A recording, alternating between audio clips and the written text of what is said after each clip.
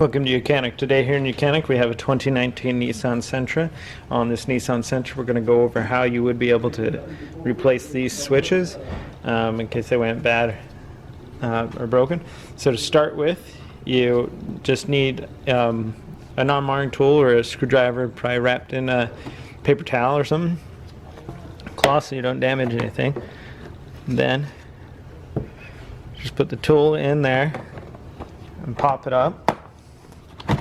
And that way this will pull up and out, and then you'll need to unhook the electric by pushing the clips and pulling out.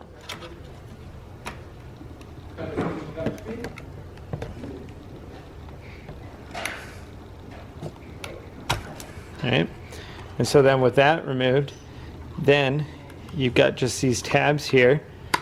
We just need to pop it like that.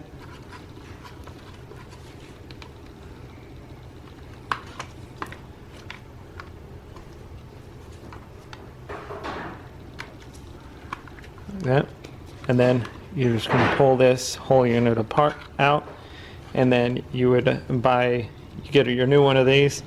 A lot of things, what happens over time, these rockers start wearing out and the connections inside wear out, but also the pivot points can wear out, and so the buttons won't work properly. So that's why you just go ahead and get a new one of these if you line it up the right way. So you line it up, setting up like this, there, and then just have to snap it into place. And once that's all snapped, locked into place, then the last thing is you just hook up your electric, snap that until they click, click, then set this over it, snap it down, and so that's how you replace the window switch inside the driver's door.